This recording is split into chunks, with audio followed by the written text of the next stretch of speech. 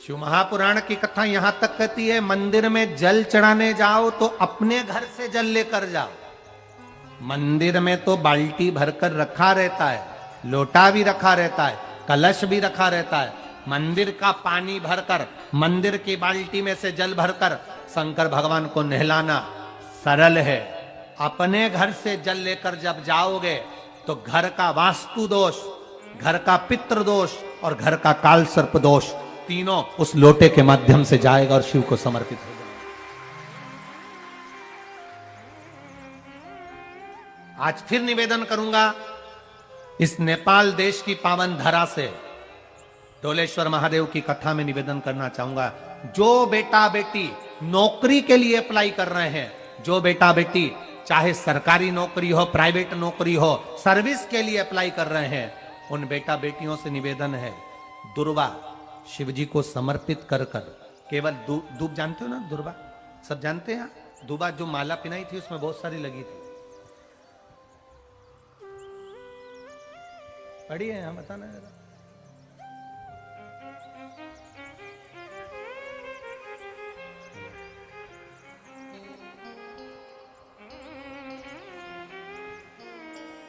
दुर्वा, जो बेटा बेटी सर्विस के लिए अप्लाई कर रहे हैं, तुम मेहनत करो, पढ़ाई करो, खूब पढ़ो, खूब तैयारी करो, अच्छे से तैयारी करो।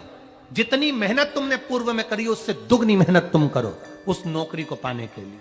और साथ में जब एग्जाम के लिए जाओ, कहीं इंटरव्यू देने के लिए जाओ, दुर्वा शिव जी को, इस दुर्वा का जो डंडी का मुख है ये अशोक सुंदरी वाली जगह, फिर समझ लीजिए जैसे ये शिवलिंग, ये गोल जलाधारी, यहां से पानी नीचे गिरता है, बीच में अशोक सुंदरी का स्थान होता है। तो ये जो दुर्वा हम चढ़ाएंगे तो इसका डंडी का मुख शिवलिंग की पर चढ़ाएंगे तो ये शिवलिंग पर डंडी की जो भाग है वो अशोक सुंदरी की ओर हो गया और ये भाग इस ओर हो गया।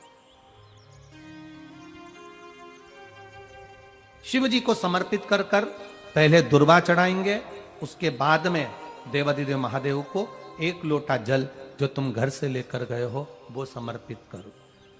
3 महीना लगातार अपनी पढ़ाई की मेहनत करो, अपने इंटरव्यू की मेहनत करो और खूब अच्छा पढ़कर साथ में एक लोटा जल और दुर्वा शिव जी को भले 10 दुर्वा की जगह केवल 1 दुर्वा चढ़ाओ, चढ़ाकर जल चढ़ाना। 3 महीने तक लगातार बाबा से प्रार्थना करना। विश्वास कहता है अगला पत्र तुम्हारा व्यासपीठ पर होगा, नौकरी लगेगी, निश्चित है। आप करो मेहनत, कर्म करने में पीछे मत हटना, पढ़ने में पीछे मत हटना, विद्या अध्ययन करने में पीछे मत हटना, अच्छी एजुकेशन पाने में पीछे मत हटना। पहले मेहनत अपनी करो।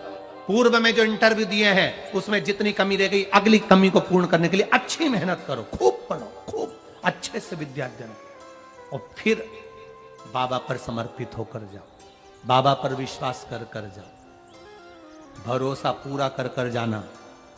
इंटरव्यू देते समय अपना विल पावर मजबूत होना चाहिए कि मेरे साथ मेरा काल अधिपति महाकाल है, अब निकल कर मानूंगी। हम दुकान खोलते हैं, कपड़े की दुकान खोल रहे हैं, किराने की दुकान खोल रहे हैं, लोहे की दुकान खोल रहे हैं, भंगार की दुकान खोल रहे हैं, किराना की दुकान खोल रहा है, पान की दुकान खोल रहा है। हम दुकान खोलते हैं पर दुकान खोलने से पहले तुम्हारे 2 मन हो जाते हैं, चलेगी कि नहीं चलेगी, खोल तो लूंगी, चलेगी कि नहीं चलेगी।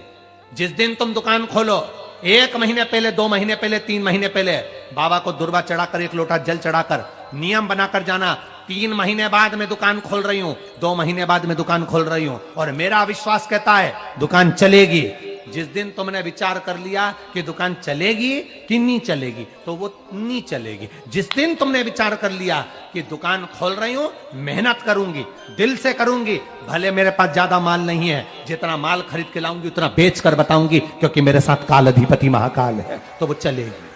विश्वास दृढ़ करो, भरोसा पक्का करो। जिस दिन तुम्हारा विश्वास दृढ़ हो गया उस दिन तुम विजय हो गए, उस दिन तुम आनंदता में हो गए। बच्चों का विल पावर कमजोर हो रहा है, दोस्त कह देते हैं सीए की पढ़ाई बहुत कठिन है, इंजीनियरिंग की पढ़ाई बहुत कठिन है, डॉक्टर की पढ़ाई बहुत कठिन है। साथ वाले ऐसे मत ढूंढना जो तुम्हारा विल पावर कमजोर कर दे। ये वाली फैक्ट्री खोलेंगे तो हो सकता है नुकसान हो जाए, इसलिए ये फैक्ट्री खोलने का मन नहीं हो रहा है। फैक्ट्री का सेटअप जम गया, सब कुछ जम गया, और मालूम पड़े, विचार करा कौन चलाएगा, कैसे होगा, कैसे चलेगी, तो वो फैक्ट्री कभी नहीं चलेगी। तुमने सोच लिया कि अपने क्षेत्र में नहीं है, मेहनत करूंगा, चार चांद